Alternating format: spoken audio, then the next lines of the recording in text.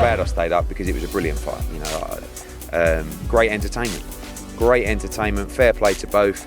Deontay Wilder, who I wasn't his biggest fan. I didn't like his excuses going into the third fight, but he showed tremendous heart. I mean, the guy he couldn't stand up after 3 rounds. It was unbelievable. Fury's got this brilliant way of getting people to use the nervous energy, because I can't think that Wilder was just in the kind of shape that would see him exhausted after 3 rounds. So it's something that Tyson Fury does to Deontay Wilder that makes him do that.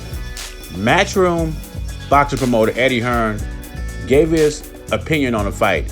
He gave credit to both fighters. He said it was a great fight, but he also says when Deontay Wilder entered the ring, he looked petrified, frightened, scared.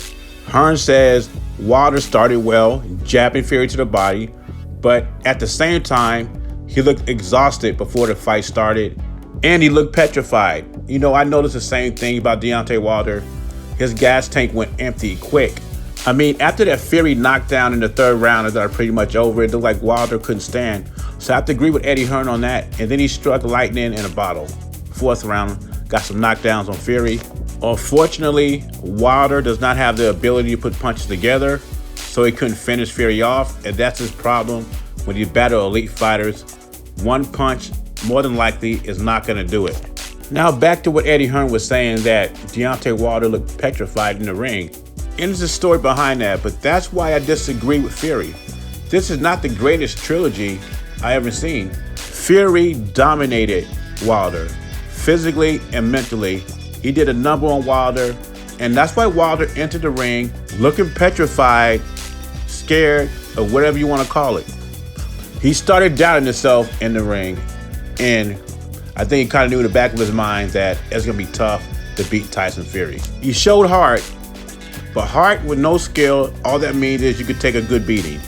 And all your Wilder fans or your casual fans saying that Wilder beats any other heavyweight in the division, action speaks louder than words. Now, the best pound-for-pound fighter in the world, Canelo Alvarez, had some advice for Deontay Wilder. You think about Wilder and Fury? Oh, great fight. Great fight. I think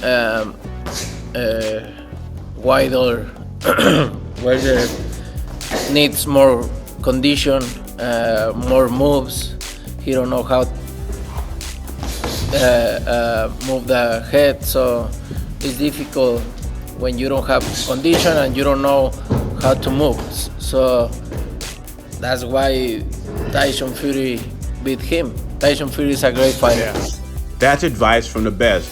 And anybody knows about the head movement is Canelo Alvarez. When I first seen him, or probably the second time I seen him, back in 2009, 2010, I think he was fighting Jose Cotto. Cotto caught him with a left hook and hurt Canelo.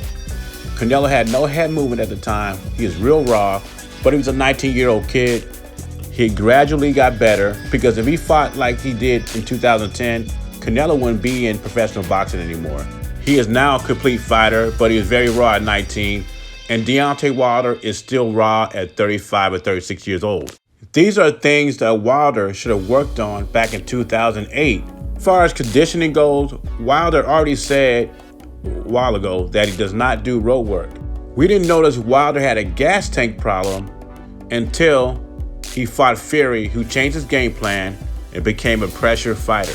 That is not a coincidence, folks. What do you think about Canelo's advice? I doubt Deontay Wilder will take it. Anyway, leave your thoughts and comments below. JBZ, I'm gone.